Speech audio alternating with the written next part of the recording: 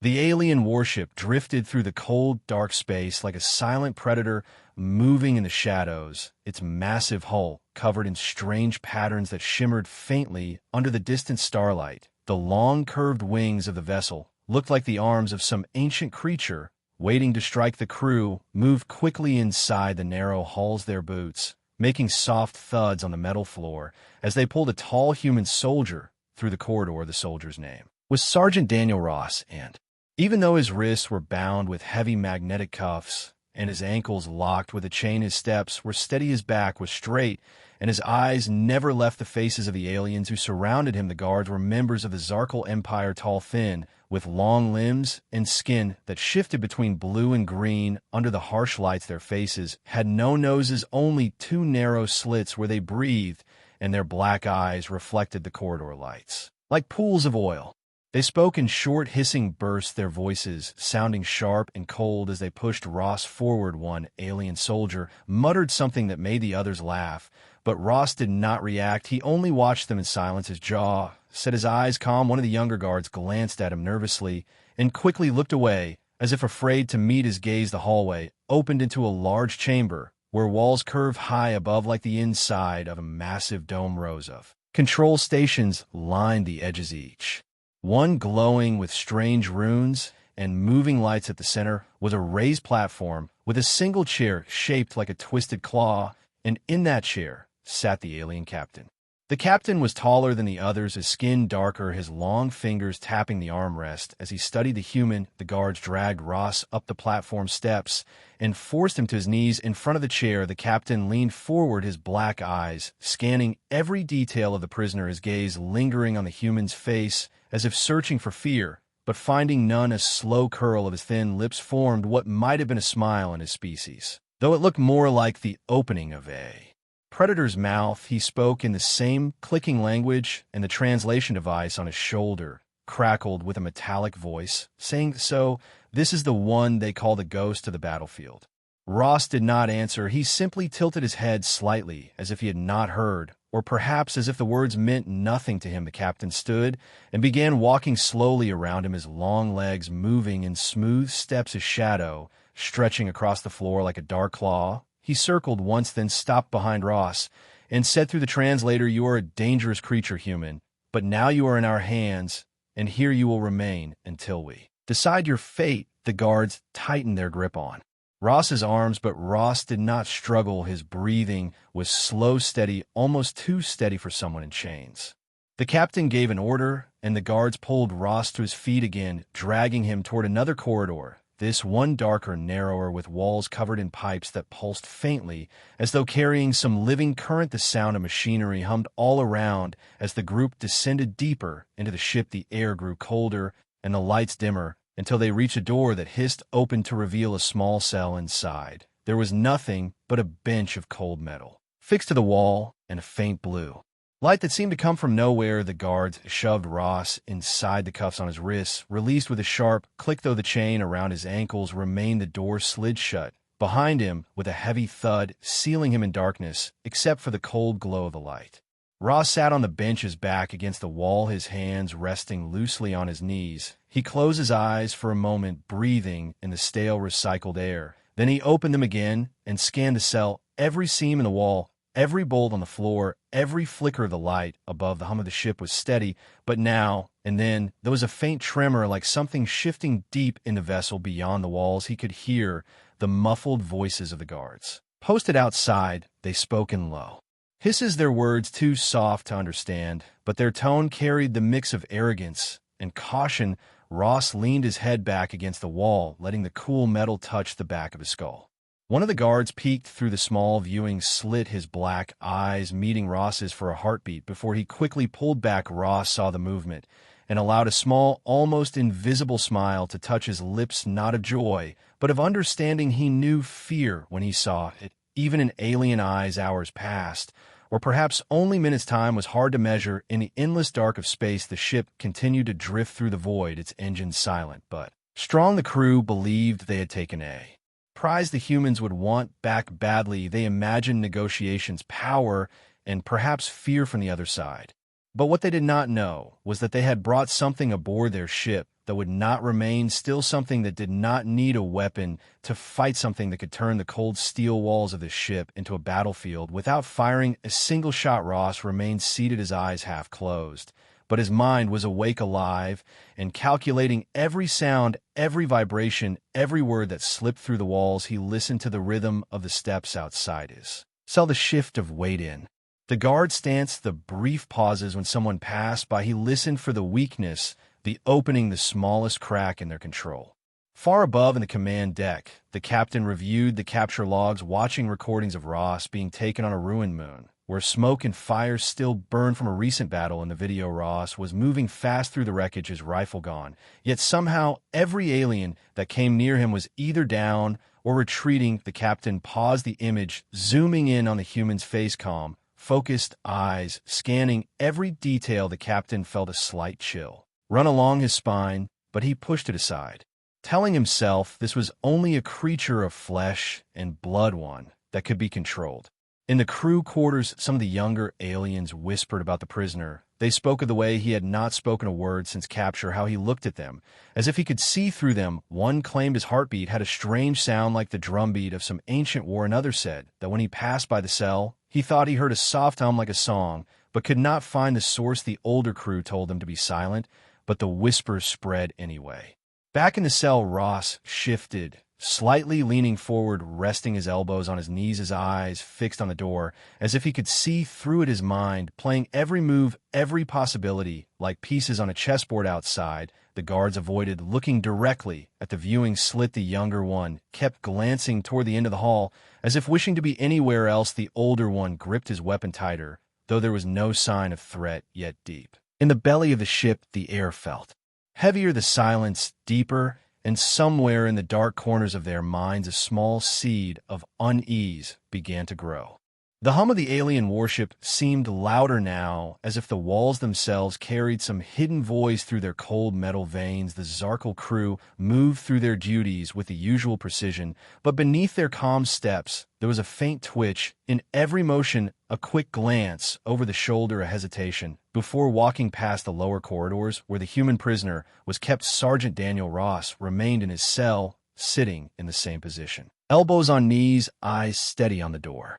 Yet the air in the corridor outside felt different, like the slow pull of a tide before a coming storm. The first sign of trouble came without warning, a faint flicker in the corridor lights, followed by a deep crackling sound like the groan of an old ship in rough water. The younger guard posted outside Ross's cell looked up quickly, his long fingers curling around his weapon. The light steadied, but in that short moment, the guard thought he saw something move in the cell, a shadow shifting along the wall. Though Ross had not moved an inch, the guard's skin flushed to a darker green, his throat making a quiet clicking noise of unease. The older guard told him to relax, saying the lights sometimes flickered when the engines adjusted their course, but his own eyes stayed on the viewing slit longer than needed.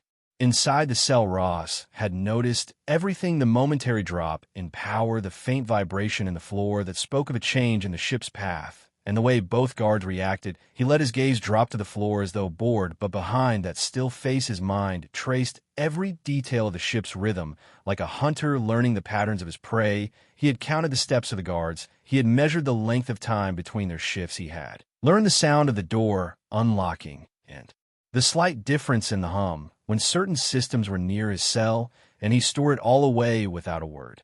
Hours later, when the artificial night cycle began, the corridors grew quieter, the main lights dimmed, and only the soft blue glow strips along the floor remained. The ship passed into a denser part of space where massive asteroids drifted in slow, lazy spins, casting long shadows across the hull. The crew worked silently to guide the vessel through the field, their eyes on the scanners, their claws tapping controls. In steady rhythm, the captain sat in his claw-like command chair, watching the movement of the rocks outside, each one sliding past like a silent predator waiting for the right moment to strike. Down in the lower decks, the quiet was broken by a sudden sharp sound, a clatter of metal, and then the alarm tone blaring through the corridor. The two guards outside Ross's cell stiffened. One of them shouted into his communicator in the Zarkal tongue, his voice tight with urgency. A moment later, a group of soldiers rushed past, weapons ready, their long legs carrying them quickly into the dark side hall. Ross leaned forward slightly, listening to the noise Footsteps, weapons being checked, the faint hiss of doors opening and closing, one voice raised above the rest, then silence heavy and absolute. Minutes passed before the guards returned, but now only one came back, his skin pale, his eyes darting around the corridor, as if expecting something to leap from the shadows. The other was gone. No word, no sign. The young guard, who remained locked at the door panel to Ross's cell, then backed away, keeping his weapon ready. Ross's gaze followed every move the guard made, like the slow turn of a hawk's head watching a mouse. The silence between them grew heavier with each passing breath, until the guard finally turned away, muttering something under his breath. The news spread quickly through the ship, though no one said it out loud. An entire shift of crew had seen the alert, and now one soldier was missing without trace. No blast marks, no damage, no trail in the sensors. Just gone. The captain ordered the ship scanned from top to bottom, every vent, every hatch. But nothing was found. The official report claimed an accident near a maintenance shaft during the asteroid maneuver, yet no one truly believed that the missing soldier had been guarding the human-less than an hour before vanishing, and that thought planted a small cold seed in the minds of many. That night's cycle, the captain stood at the viewing panel in his private chamber, staring at the slow drift of the asteroids outside. His long fingers tapped the edge of the glass as he thought of the human prisoner. The image from the battlefield came to his mind again, Ross moving through smoke and fire without fear. The captain told himself the human was dangerous only with a weapon, and now he had none, yet the unease in his chest did not fade. He decided to double the guard at the cell and ordered the human given no contact with other prisoners, not that there were many left alive from recent battles. 2 guards came to relieve the young sentry outside Ross's cell, their faces set in grim focus. They moved in silence, but Ross could see the tension in their shoulders. They checked the locks twice, then stood on either side of the door. Like statues, Ross sat on the bench, eyes closed, but his ears open. Every sound from the corridor mapped in his mind. The guards shifted every few minutes. One cleared his throat, another tapped his claws softly on his weapon grip. The rhythm of their breaths told him more than their movements. They were not calm. They were waiting for something they could not name. Somewhere deep in the ship, a faint hum began, soft at first, then rising just enough to be felt through the floor like the slow pulse of a distant drum. The guards glanced around, one muttering into his communicator, but the voice on the other end gave no answer. A thin light flickered along the corridor floor, then went dark for a heartbeat before returning. Ross opened his eyes, his gaze drifting up to the ceiling where the cables ran behind the panels. He followed the path of the hum in his mind. Knowing it was not random, he leaned back again, his expression calm, as if nothing had changed. The crew above kept working to steer the ship through the asteroid belt, unaware that in the lower deck a strange tension was building. The guards spoke little, but their eyes kept darting to the viewing slit. In a way, Ross had not moved for hours, but it was his stillness that unnerved them, like the stillness of deep water that hides unseen currents. One of the guards remembered the stories told by veterans of the war, stories about humans who could break an enemy's will without touching them, who could wait for days without food or sleep until the moment to strike came, and when it did, they moved like lightning. In the mess hall, some of the off-duty crew whispered about the missing guard. They wondered if the human had done something. Even from inside his cell, one laughed nervously, saying, "Maybe humans could kill with their eyes." Another said the prisoner looked at him once, and he felt cold for hours. They laughed, but the sound was thin and quickly faded when the captain entered the room, his presence bringing silence. He told them to focus on their duties, but even his voice could not erase the unease that now seemed to follow every member of the crew. Back in the cell, Ross slowly closed his eyes again, not to rest, but to think. He pictured the layout of the ship as best as he could, from the sounds, the smells, the vibrations. He knew the direction of the engines, the location of the main corridor above his deck, the weight and pattern of the guards outside. He counted the seconds between each sound in the hall and waited for the pattern to break. He was not in a hurry. Time was his ally, and fear was his weapon. Above him, the captain stared at the tactical display, lines of light tracing the path through the asteroid field. His thoughts kept drifting back to the prisoner below. He told himself again that the human was contained, that nothing could happen in a sealed cell with 2 armed guards. Yet the image of the missing soldier's empty place at the last roll call returned again and again, like a shadow that would not fade. And in the quiet hum of the lower deck, the human soldier waited.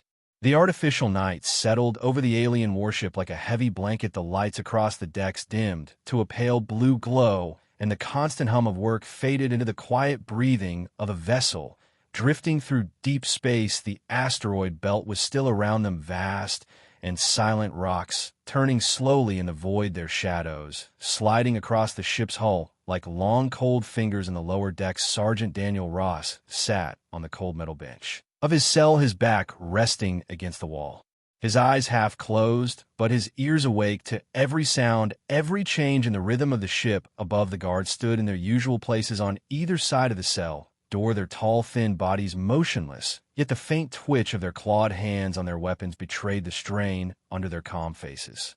It was during this deep cycle that the first real break in the ship's balance appeared. A sudden scream cut through the still air, sharp and raw, and full of something more than pain.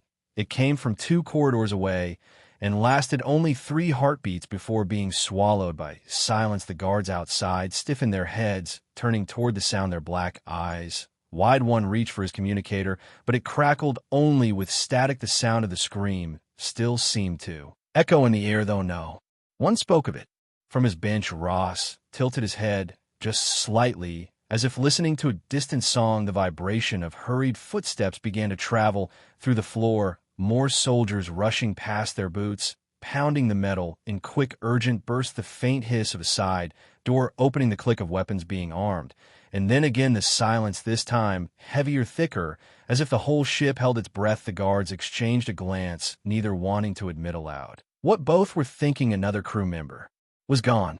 The captain received the report in his chamber, and his jaw tightened, his fingers tapping against the claw-shaped armrest of his chair. 2 missing in as many cycles, both vanishing without trace, both last seen near the human prisoner. Yet no damage to the locks, no sign of breach, and no proof to accuse. He ordered a full security sweep again, every hatch checked, every vent scanned, every crawl space searched. The crew obeyed, but the search turned up nothing once more. The official record marked the second loss as an accident, though no one on the ship truly believed it.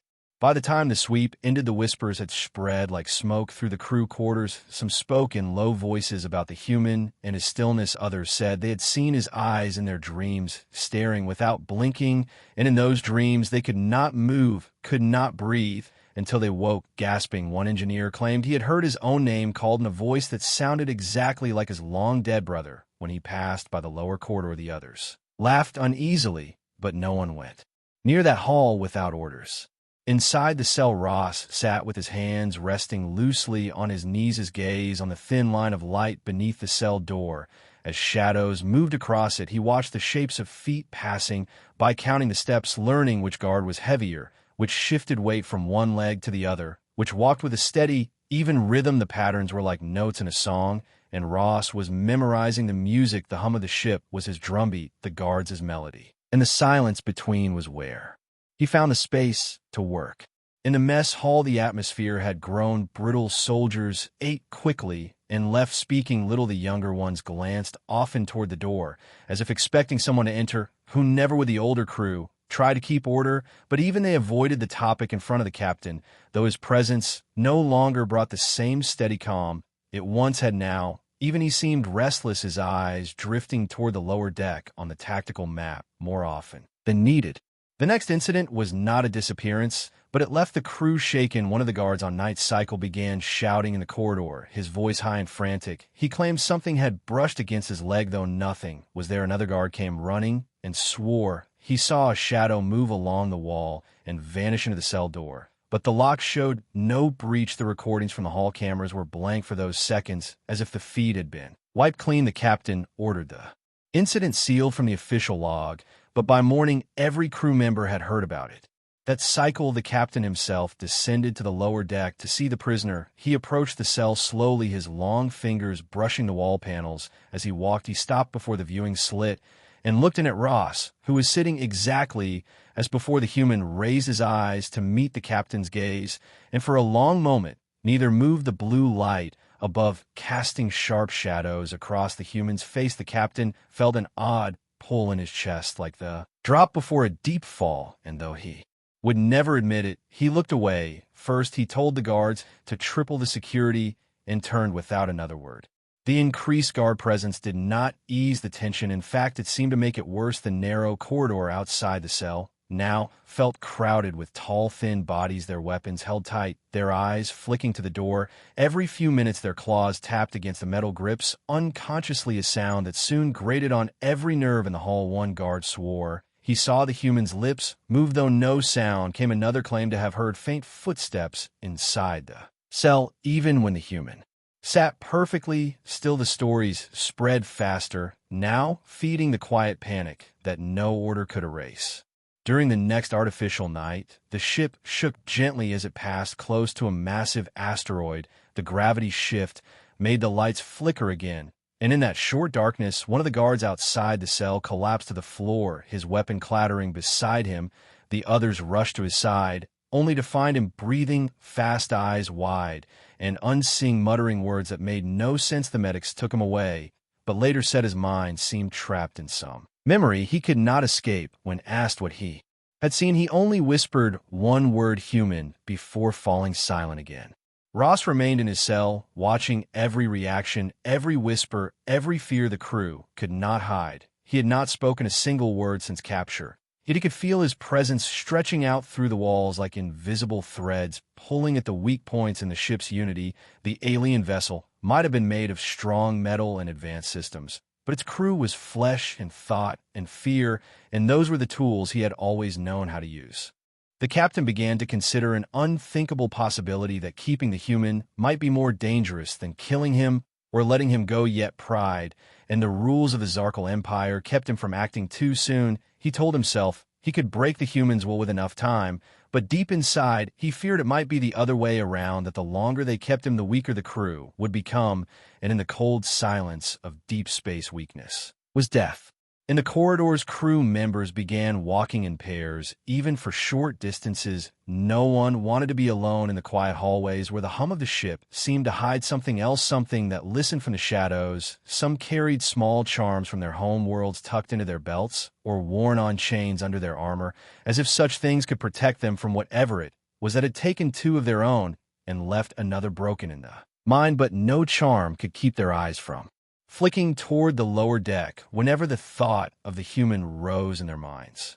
Ross sat on his bench, his breathing steady, his eyes half closed, a blue light casting a faint halo around his head, and though the ship moved on through the dark field of stone and shadow, it felt as though the real center of gravity was here in this small cold cell where one human waited, and the fear of an entire alien crew slowly grew heavier with every silent hour. The long corridors of the alien warship were quiet in the artificial night cycle. Only the low hum of the engines filled the air, like the slow breathing of some giant creature drifting in the dark void. The asteroid belt outside still surrounded the vessel, huge spinning stones sliding past the hull like silent watchers, their shadows moving across the outer plates and crawling along the walls. Inside the lower decks, Sergeant Daniel Ross sat on the narrow bench in his small cell, the blue glow from above casting cold light over his face, his eyes half closed but alert to every sound. The guards outside stood in the same positions as always, tall, thin figures with weapons ready, their black eyes fixed forward, their long limbs motionless. Yet there was a stiffness in the air now, a weight pressing down on both of them. The second disappearance had left its mark on every mind aboard, and though the captain had tried to hide the truth, the whispers had spread faster than any official order. The missing crew members had last been seen near this corridor, and no amount of routine checks could change that.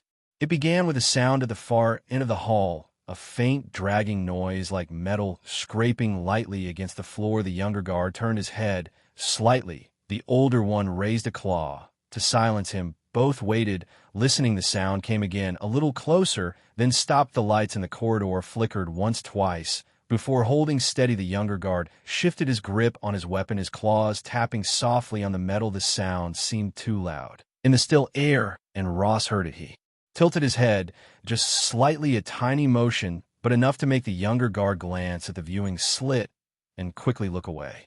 Minutes passed, the scraping sound did not return, but the tension did not fade in the mess hall. Earlier that cycle, the crew had spoken in quick, low voices. Some claimed the human was cursed, others said he was not truly human at all. that maybe the stories about Earth soldiers were only half the truth, and the other half was something darker. The captain had walked in during these whispers, and the voices had died instantly, but the fear remained in their eyes.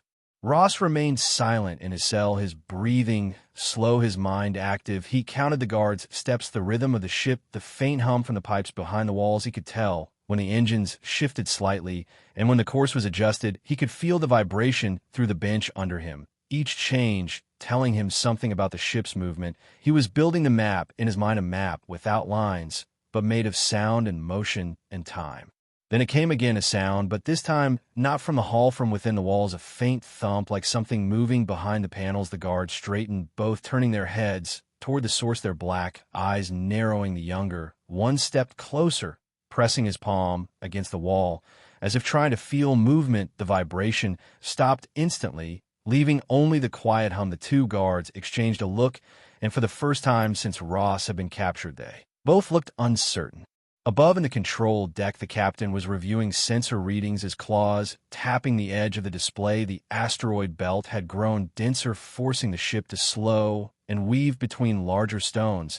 But his mind was not on the navigation. His thoughts kept drifting back to the lower deck and the prisoner. The two disappearances had shaken even him, though he would not admit it aloud. He had increased guard numbers and ordered tighter patrols, yet he could not shake the sense that the ship was no longer entirely under his control.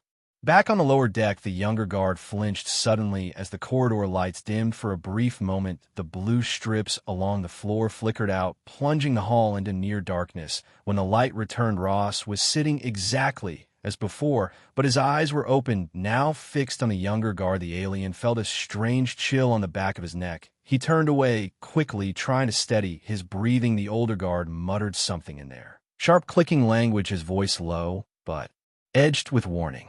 A muffled sound came from somewhere above, like the clang of a hatch closing. Both guards looked up, then back to the cell. Neither spoke, but their stance shifted slightly, feet planted wider, weapons raised higher. Ross leaned back against the wall, watching them through the narrow slit in the door, his gaze steady, unblinking. One by one, he was learning the cracks in their armor, not the metal, but the mind.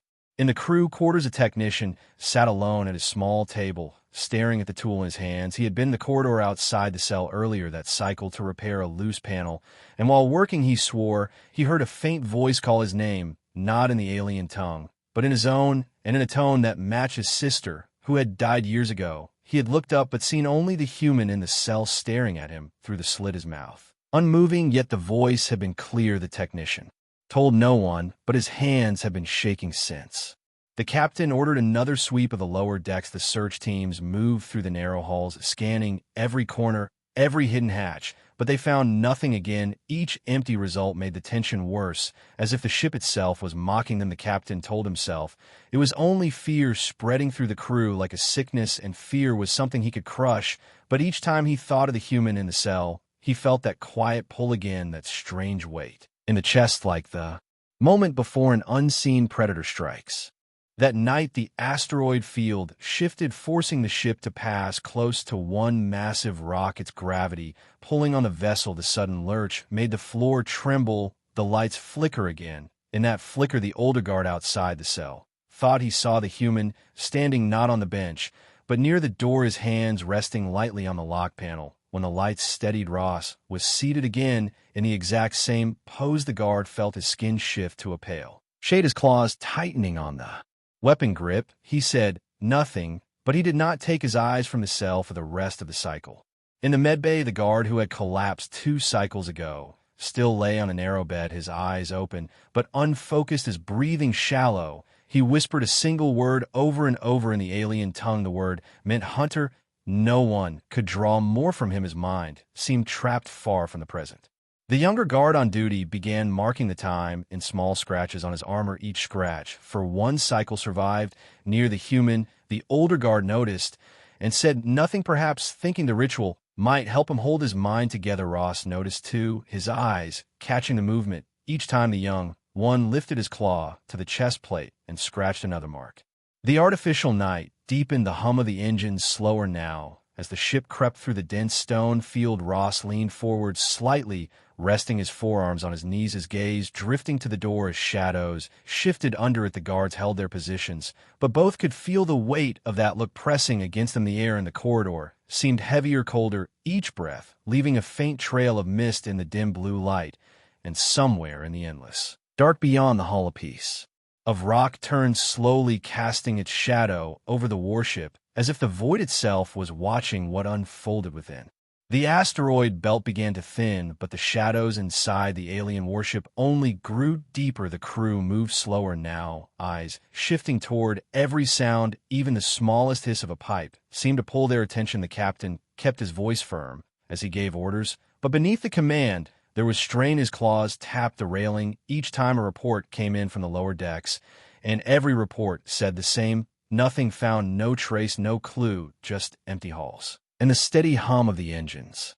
On the lower deck, the older guard outside the human cell stood without moving, his long frame rigid. The younger guard paced in short bursts, his claws clicking softly on the floor, his gaze drifting again and again toward the narrow viewing slit. The human sat on the bench, hands loosely resting on his knees, his head slightly bowed, as if in thought, yet his eyes were fixed on some point beyond the door. The younger guard felt that gaze, even when he was not looking at it, like heat against the side of his face. Another sweep team came through the corridor, their weapons raised, their scanners humming as they passed the cell. One of them slowed, just enough to glance in the slit, and when his eyes met the human's, the scanner in his hand gave a short burst of static. The reading screen flickered for half a second before clearing. He frowned, tapped the side of the device, and moved on. The older guard noticed, but said nothing, his eyes staying on the human the whole time. Elsewhere, a maintenance worker sat on the floor of a supply room, tools scattered beside him. He had been fixing a faulty vent when he heard something from inside the shaft, a sound like breathing, slow and steady. He had leaned in, listening, the air cool against his face. Then a voice whispered his name in perfect clarity. He pulled back fast, his tools clattering across the floor. No one else was in the room, and when he looked inside the vent, the space was empty. The whisper lingered in his ears long after. The captain received another report of strange noises, this time from the cargo bay, containers shifting slightly, as if moved by a hand. Yet the bay had been sealed for hours. He ordered more security posted there, but each shift assigned to that space came back pale, their skin patterns faded, their eyes restless. They spoke little, but all asked to be moved to a different post. The captain refused. He could not let fear control the assignments. On the lower deck, the younger guard's pacing stopped when a faint vibration moved through the floor, like the slow thump of a heavy footfall far below them. He glanced at the older guard, who gave a sharp motion to stay alert. The human's head lifted slightly at the same moment, his gaze now fixed on the far end of the corridor, where the shadows seemed just a little darker. The younger guard gripped his weapon tighter, his claws pressing against the trigger plate, a bead of clear moisture forming along his jaw ridge. In the med bay, the injured guard from earlier still whispered the same word: Hunter. His breathing shallow. The medics tried to give him fluid, but each time he flinched from their touch, his black eyes darting around the room, as if tracking something only he could see. Finally, one medic placed a cover over him, dimming the light above his bed in the hope he would rest, but the whispering did not stop. The captain's private console flickered twice during his shift, a faint pulse of static across the screen. When no transmission was active, he checked the logs and found no record of the interruption. His claws tapped the surface as he stared at the silent console. The thought came unbidden that perhaps the human had found some way to move through the ship without moving at all, some presence that could be felt in one place while seated in another. He dismissed it as nonsense, but the thought would not leave entirely. A shift change brought two fresh guards to the cell. The younger of the pair took position near the door, his breathing slow and steady. The older took the far end of the hall, watching both the human and the corridor. Behind the minutes passed before the younger felt the first twitch of unease, a faint scraping from the wall just beside the viewing slit. He turned his head slightly, but saw nothing. The sound stopped, then came again, lower this time, closer to the floor. He crouched, his eyes narrowing, trying to follow the noise, but it faded into silence. In the crew quarters, a group sat at a table, their voices low. They spoke of the disappearances of the strange things they had heard. Some claimed to see shapes moving past the edges of their vision. Others swore the air grew colder Whenever they passed the human cell, one technician admitted that in a dream, he saw the human walking the halls without guards, and when he woke, he found a faint print on his arm, as if something had gripped it while he slept. They all agreed not to tell the captain, fearing punishment, but none of them could shake the weight pressing down on their thoughts. Back in the corridor, the older guard felt his chest tighten slightly, his breathing shallow. He blinked hard, trying to clear his head, but when his vision steadied, the human's gaze was fixed directly on him, and for a moment, he felt certain that the distance between them had closed by half. Though the human had not moved, he forced himself to glance away to the far wall, his claws flexing as if to reassure himself of their sharpness. The captain ordered the ship to leave the asteroid belt as quickly as possible. The engines rumbled deep through the decks, the vibration stronger than usual. As the warship picked up speed, the shadows outside grew thinner, but inside they seemed no less heavy. Each step through the halls felt slower, each breath felt colder, and the human remained in his cell, unmoving, yet somehow present in every part of the vessel. The younger guard near the cell door suddenly stiffened his ears, catching a faint whisper from the other side of the slit. It was not in their language, but he understood. The voice said his name, slowly drawn out in a tone that was neither threat nor comfort, but something in between. He stepped back, his claws tightening on his weapon. The older guard glanced at him, but before either could speak, the lights flickered again, just once, and in that brief dark, the whisper came again. The med bay alarms rang at that same moment. One of the patients, a cargo loader injured in an earlier accident, had vanished from his bed. The cameras showed only a flicker, then an empty frame, no sign of struggle, no sign of movement. Just gone. The captain's claws tapped harder against the console. As he read the report, his eyes narrowing, his orders: quick double patrols, seal non-essential areas, increase guard rotation. But in his mind he knew each measure was a wall against water the tide would find its way through. Down on the lower deck, the human leaned back against the wall, his eyes closing slowly, as if resting. The younger guard kept his weapon ready, but his heart beat fast. The older stood rigid, his gaze flicking between the shadows at each end of the corridor. A low sound moved through the air, almost like the deep tone of the engines, but slower, heavier. It rolled through the hall, making the lights dim for the space of 3 breaths. Then they returned. The human's eyes were open again, looking not at the guards but at the wall behind them. In the crew mess, an empty cup slid across the table without a touch, stopping at the edge before tipping and falling to the floor. The sound made every head turn, but no one spoke. They only stared at the empty spot where it had been. The room grew colder until the hum of the ship seemed distant. The conversation that followed was short, each voice hushed. They all knew something moved with them in the ship, something they could not see yet could not escape.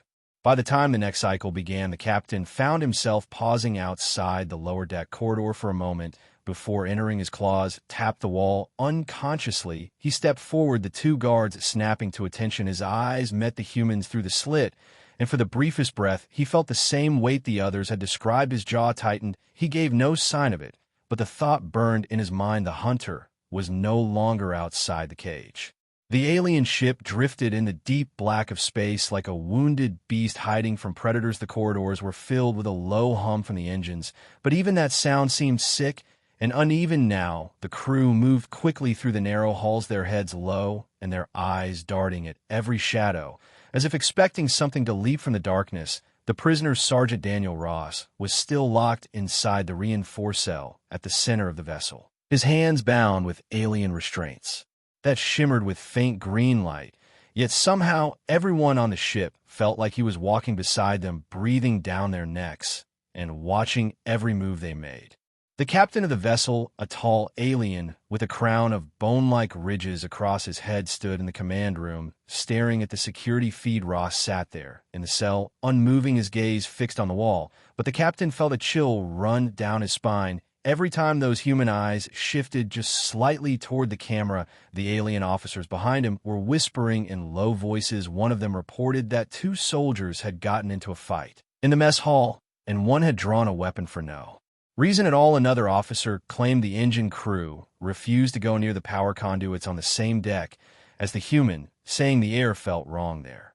No one dared to say it out loud, but the truth was starting to spread through the ship. They all felt him inside their heads. Even those who had never stepped near a cell reported hearing a heartbeat echoing faintly in their skulls. Some said it grew louder when they walked toward the prison block. Others swore They saw him standing in the corner of their rooms at night, only for the vision to vanish when the lights came on. The captain ordered the medical team to scan the crew for illness or contamination, but the scanners kept shutting down mid-operation. The readings that did appear made no sense, showing spikes of stress and fear so high the machines flagged them as impossible.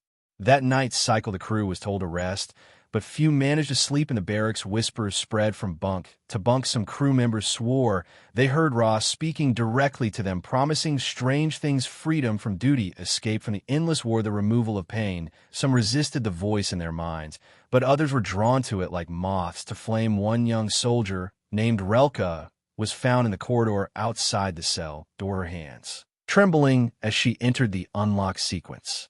Before another guard tackled her to the ground, she was dragged away, screaming that the human had told her the code and that he just wanted to talk.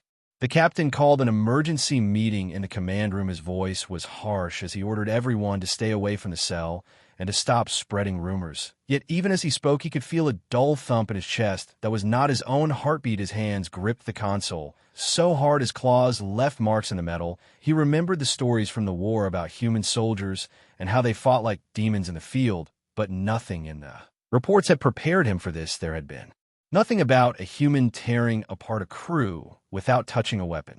Hours later, another alarm rang out across the ship. One of the security doors near the prisoner block had slammed shut, sealing 2 guards inside. When the doors were forced open, the guard were found standing in silence, their eyes blank. One of them whispered a human word that no alien present could understand, and then collapsed in a heap. The ship's medic tried to revive him, but he did not wake. The other guard stumbled away without a word, heading toward the escape pods before collapsing as well.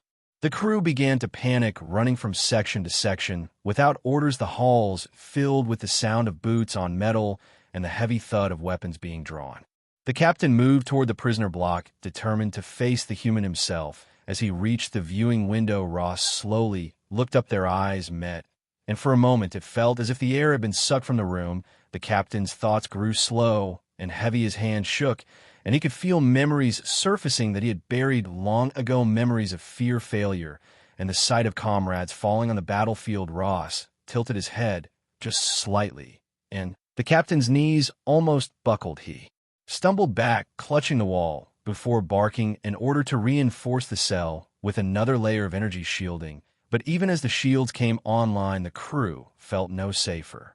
The strange incidents multiplied across the ship. A food dispenser in the mess hall sprayed out black sludge instead of rations. A navigation officer swore the stars outside were moving on their own. A technician claimed to hear knocking from inside the walls, and when he tried to find the source, he vanished, leaving only his tools behind. The crew could no longer tell what was real and what was not. Paranoia consumed them. They began to suspect each other of working with the human. Some guards refused to patrol at all. Others patrolled in pairs, but with weapons aimed at each other as much as at any threat. The captain realized the situation could not hold much longer. If the human stayed aboard, the crew would destroy itself or abandon ship altogether. He called the senior officers to a final meeting, but half of them never arrived. Those who did were pale and shaking. One officer's hands would not stop twitching. Another kept glancing toward the door, as if expecting Ross to walk in at any moment. The captain told them they had only 2 choices: kill the human now or contact the humans and return him before it was too late. Some argued that killing him might be impossible. They had seen what he could do without moving a muscle, and they feared what might happen if they tried. The debate ended when the ship's power flickered out for 10 long seconds. During that time, every crew member heard a voice inside their head clear, as their own thoughts had said only one sentence: "Let me out, and I will let you live." When the lights came back on, the crew stood frozen in place. Many dropped their weapons. Others began whispering frantically to the captain, begging him to get the human off the ship immediately. Some even offered to fly the shuttle themselves to deliver him to the human fleet. The captain knew then that the breaking point had come. If they kept him any longer, there would be nothing left of the crew to save. Ross sat in his cell, smiling faintly, as if he already knew the decision had been made, and the captain could not shake the feeling that in some way it was Ross who had truly commanded the ship all along. The alien vessel floated in the cold, endless dark of space, its hull scarred and engines groaning with every shift in speed. Inside, the corridors were quieter now, but it was not the quiet of peace. It was the quiet of a predator waiting to strike. The crew moved like shadows, their voices hushed, their eyes darting at the faintest sound. Many had stopped speaking entirely, as if afraid their words would be heard by something other than their fellow crew members. In the prisoner's cell, Sergeant Daniel Ross sat with his back to the wall, his head bowed, and his hands resting loosely in his lap. Yet despite the stillness, it felt as if every corridor, every bulkhead, every wire and vent on the ship was connected to him. The crew could not explain it, but they felt him breathing through the ship itself, a slow, steady rhythm that matched their own heartbeats until they could no longer tell if it was theirs or his. The captain had ordered extra guards outside the cell, but those guards had grown pale and restless. Each one claimed to hear the human's voice, even though no sound came from inside the cell. One swore he saw the man standing inches from the energy field with eyes that reflected no light at all. Another said he felt the air grow heavier until his chest ached and his vision blurred. Yet the scanners showed nothing abnormal. Still, the guards were rotated every hour, because none could last longer without shaking or muttering under their breath. The engineering crew had been tasked with keeping the ship system stable, but strange failures spread faster now. Lights flickered in unison across multiple decks, as if the darkness itself moved like a tide. The water recyclers began producing a metallic taste in the drinking supply. Ventilation systems carried whispers from one deck to another, words in a human language most could not understand, but some felt they did. Deep in their bones, the words were promises and threats tangled together. One officer named Varen could no longer bear it. He entered the captain's chamber without request and dropped to one knee, his voice breaking as he begged for the human to be removed. He claimed Ross had visited his dreams for 3 cycles, showing him visions of burning skies and shattered moons, telling him these were not threats, but memories. Varen swore he saw himself standing among human soldiers, wearing human armor and feeling pride he could not explain. The captain dismissed him, but later found himself staring at the stars, wondering if the visions were real. The breaking came when the ship's medic entered the cell block without orders. The guard did not stop her. They simply stepped aside, their eyes dull and unfocused. She walked to the energy field and pressed her hand against it. Ross lifted his head slowly. Their eyes met, and she began to cry. She spoke in her own language, but her words were simple. Please help us, take away the fear. She reached for the control panel, but the captain arrived in time to pull her away. Her screams echoed down the corridor long after she was dragged out. The crew gathered in the mess hall without being ordered to. They stood in a loose circle as if drawn there by instinct. One by one, they began speaking, not to each other, but to the captain, telling him what they had seen and felt. Some begged him to free Ross, saying he could save them. Others demanded he be cast into space before he destroyed them. All the arguments grew louder until voices cracked and weapons were drawn, but before the first shot could be fired, the lights went out. Darkness swallowed the ship. Only the faint glow of emergency strips along the floor remained, and in that dim light, every crew member heard the human voice inside their minds. It was not loud, yet it filled every thought, every corner of their being. It spoke slowly, as if savoring each word. I can stop this, I can give you peace, let me out, and no one else has to suffer. Some crew members fell to their knees, clutching their heads. Others whispered yes over and over, as if the word was the only thing keeping them alive. The captain stood frozen, his chest tight, his mind a battlefield between duty and the overwhelming pull of the human presence. He tried to speak, but found his voice gone. The silence from his own throat terrified him more than the voice in his mind.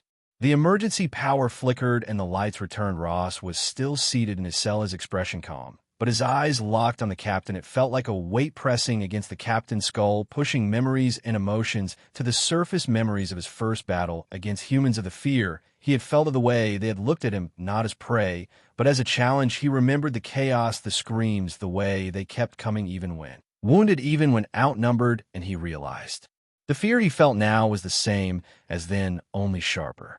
He turned and walked toward the command deck, but the crew followed him without a word, their boots clanging in unison on the metal floor like a funeral march. When they reached the command room, the captain activated the comms and sent a signal to the nearest human fleet. He did not speak in his own language, but in the human tongue, words he had learned long ago from captured broadcasts. We have one of yours, come and take him.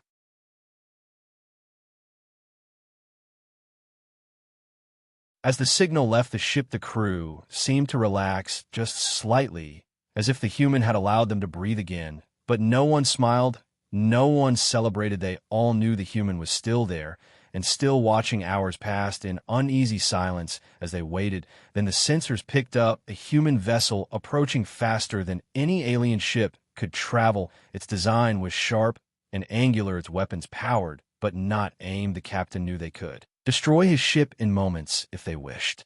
The human vessel hailed them, a voice clear and steady asked to speak with the captain. The alien stepped forward to the console and told them the prisoner would be transferred immediately. But the voice replied no, he must walk to us himself. The crew reacted with panic, shouting that it was impossible. But Ross's voice slid into their thoughts again, telling them it would be fine, telling them they could trust him. The cell doors opened without anyone touching the controls. Ross stood and stepped out, his restraints falling away like dust. He walked past the guard without a glance, and they lowered their weapons without thinking. The crew parted for him, creating a path to the airlock. Some reached out as he passed, not to stop him, but as if to touch him for reassurance.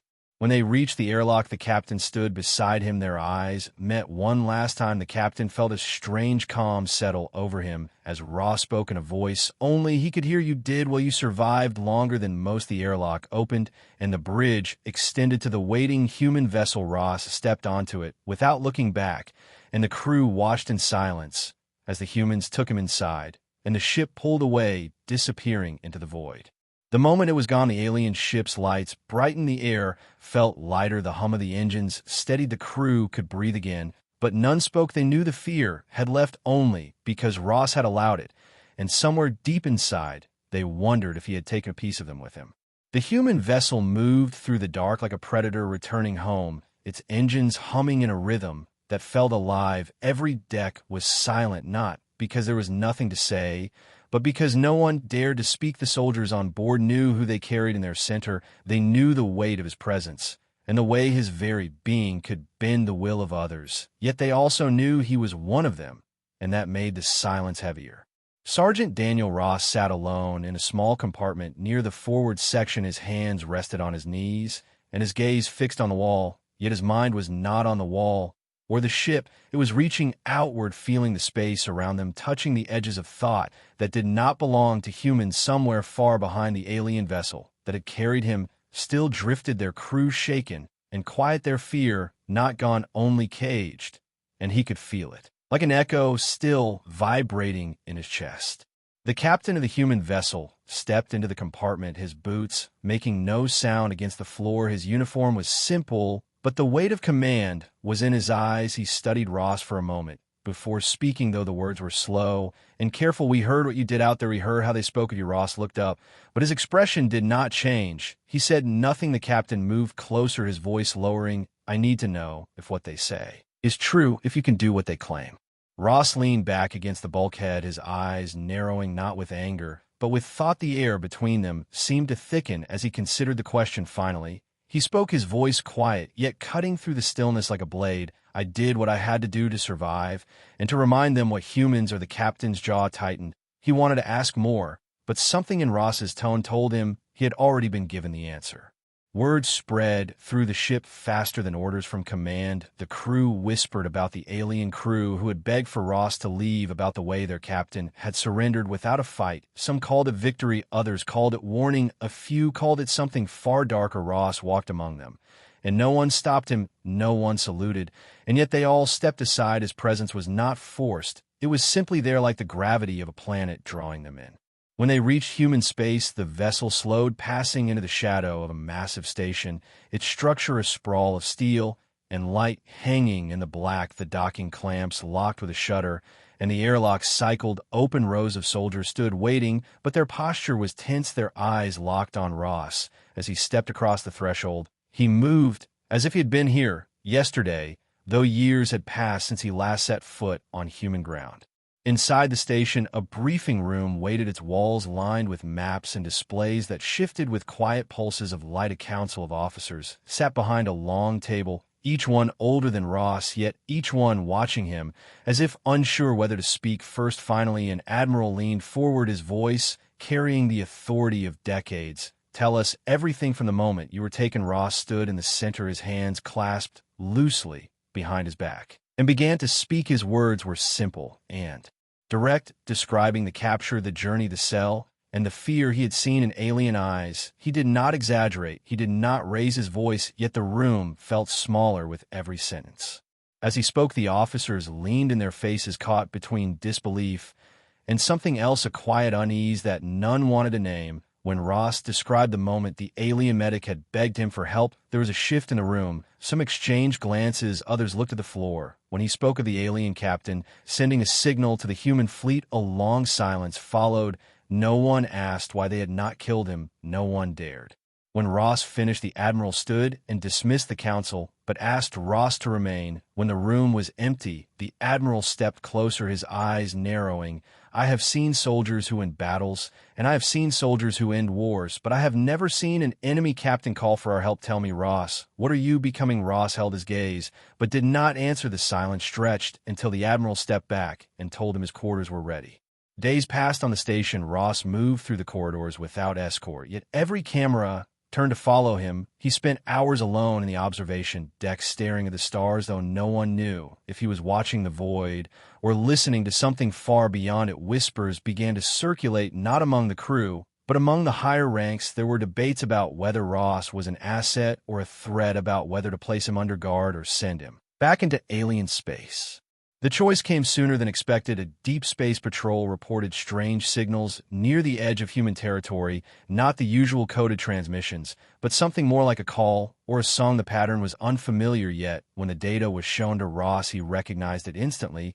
It was the same rhythm he had felt in the alien vessel, the same pulse of thought pressing against the edges of the mind. He told them it was not an attack, not. Yet it was an invitation. The council met again, this time with more urgency. The signals were growing stronger and closer.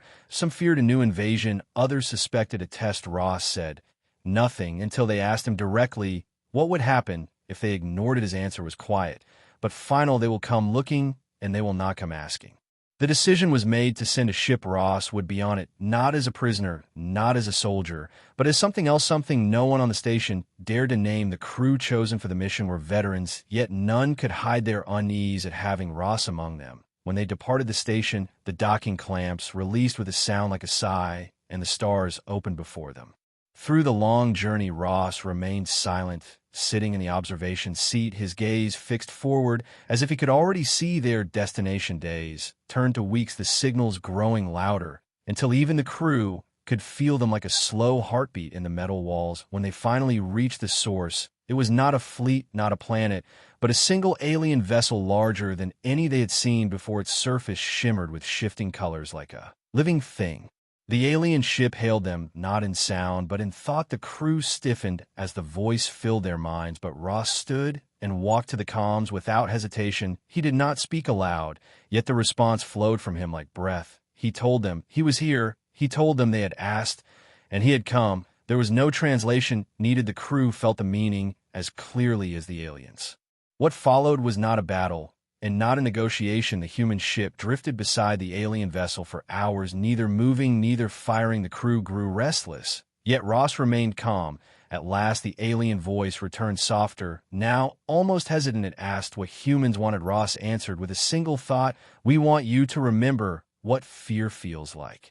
The connection ended, and the alien vessel turned away, vanishing into the dark. Without another word, the crew looked to Ross for explanation, but he simply sat down again, as if nothing had happened. When they returned to human space, no one celebrated. There was no parade, no speeches, only the quiet knowledge that something had shifted, not in the war, not in the politics, but in the way the galaxy would see humans from that day forward. Ross walked off the ship without looking back, the station lights casting his shadow long against the floor somewhere beyond the walls. Alien minds turned their attention away from human space, not because they could not fight, but because they now understood that the fight would never truly end. And in the silence that followed, humanity stood taller, not for victory, but from the weight of the fear they had given back.